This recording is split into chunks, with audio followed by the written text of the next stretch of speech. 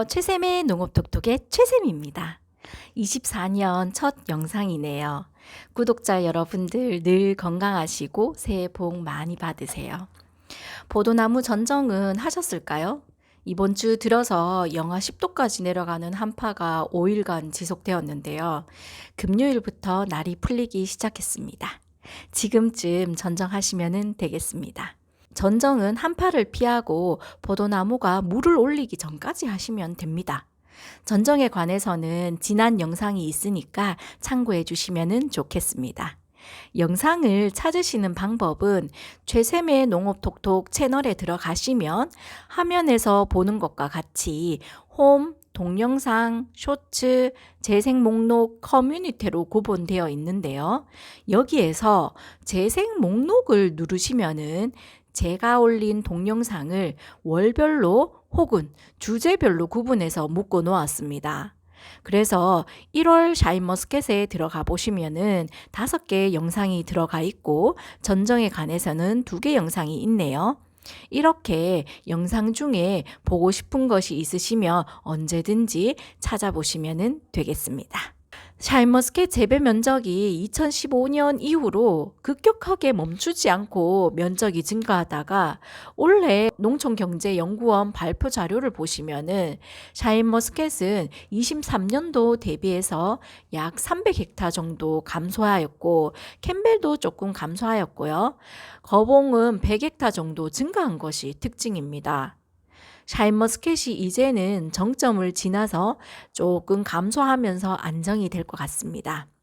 아무쪼록 소비자들이 다시 찾는 맛있는 포도를 만들어서 농가 소득도 안정되고 포도 산업이 지속적으로 발전되어야 할 텐데요.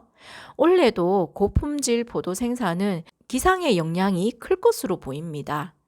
겨울비는 포도 농사에는 아주 좋습니다만 생육기에 20년도와 23년도처럼 많은 비는 악영향을 미칩니다.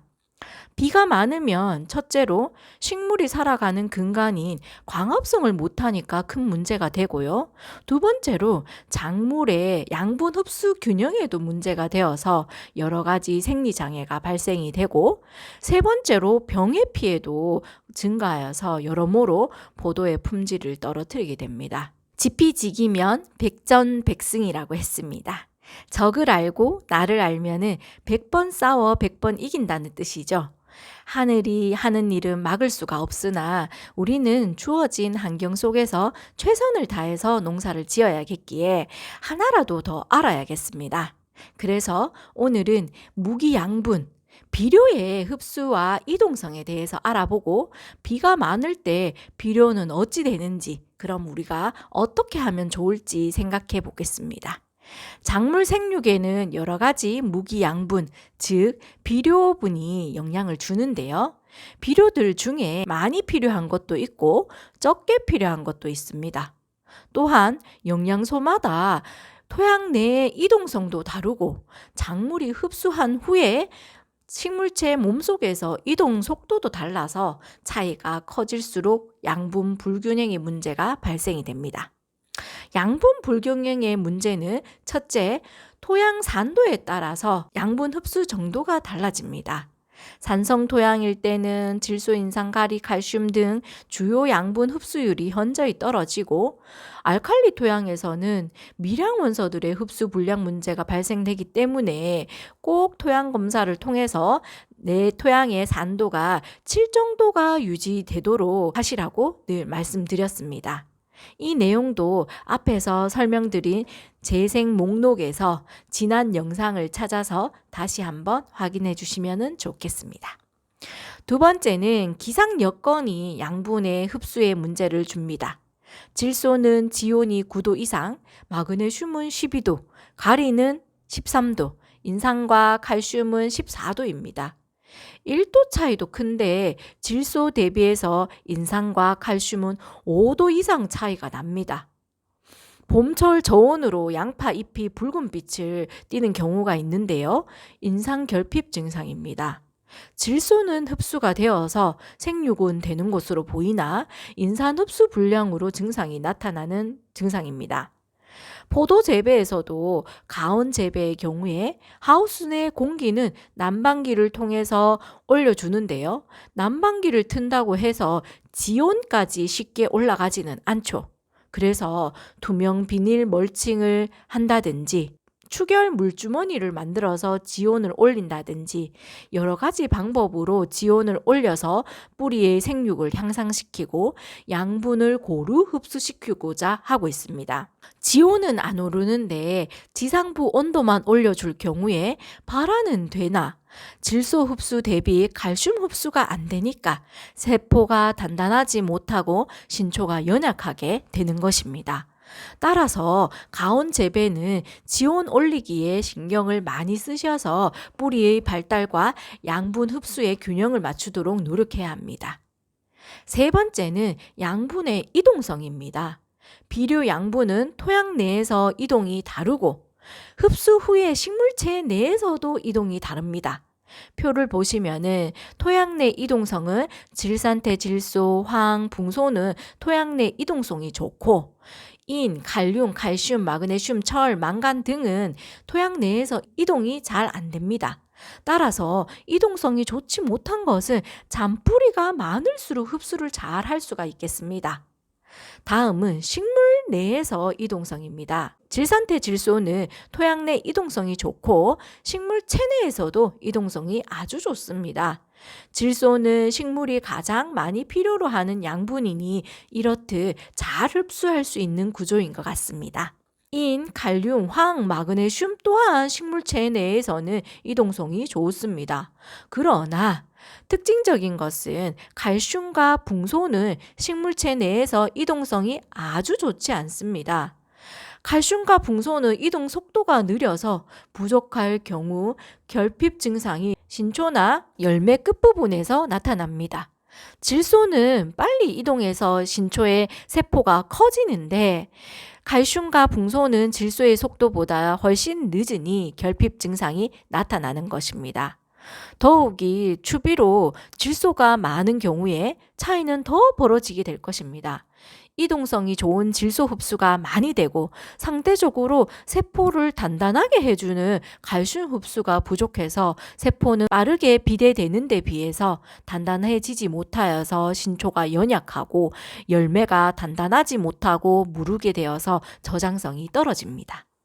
질소 시비가 많을수록 그 정도는 더 심해진다고 할 수 있겠습니다. 네 번째는 양분의 흡수 방법입니다. 식물은 비료를 뿌리나 잎을 통해서 공급받습니다. 식물의 줄기에는 물관과 체관이 있지요. 뿌리로부터 흡수된 양수분이 물관을 통해서 각 기관들로 이동이 되고요. 체관을 통해서는 햇빛이 만들어낸 탄수화물이 아래로 위로 이동이 됩니다. 비료가 뿌리로 흡수할 때에는 물관을 통해서 양분이 이동이 되고 비료를 잎에다가 뿌려주는 옆면 시비를 할 때에는 체관을 통해서 양분이 이동됩니다. 잎으로 비료를 주면 질소, 칼륨, 마그네슘 등은 체관을 통해서 빠르게 필요한 곳에 이동해서 효과가 나타납니다. 또한 어린 잎이 양분이 필요할 때에는 아랫잎의 질소, 인, 칼륨, 마그네슘 등이 어린 잎으로 이동할 수도 있습니다. 그 결과 아랫잎의 조기 황화 증상이 나타나게 되는 것이지요. 그러나 이런 양분들과는 다르게 칼슘은 특이하게 체관을 통해서 이동을 못하기 때문에 칼슘은 옆면 시비를 하면 이동을 안 하기 때문에 칼슘이 맞는 그곳에만 효과가 있습니다. 잎에다 준 칼슘이 열매로 전달되지 않는다는 것입니다. 다만 열매가 어린 유가기 때는 과피를 통해서 칼슘 흡수가 가능해서 사과에서 칼슘 부족으로 인한 고두병 발생 방지를 위해서 열매가 어릴 때 칼슘 살포를 해주기도 합니다. 그러나 언제나 옆면십이라는 것은 잎으로 주는 것은 보조적인 것이고요. 양분 흡수에 주는 뿌리라는 것을 늘 잊어서는 안 됩니다. 칼슘의 뿌리로의 흡수는 증산이 활발한 때에 물관을 따라서 이동할 수 있습니다. 증산은 이전 영상에서도 말씀드렸는데요. 맑은 날에 잎의 기공을 통해서 뿌리로부터 흡수한 수분을 배출하는 것입니다. 따라서 해가 없고 비 오는 날은 높은 습도로 증산이 일어나지 않기 때문에 칼슘 흡수가 원활하지 못합니다. 비가 오거나 흐린 날이 지속되어도 작물의 길이 생장이 되는 것은 볼 수가 있는데요.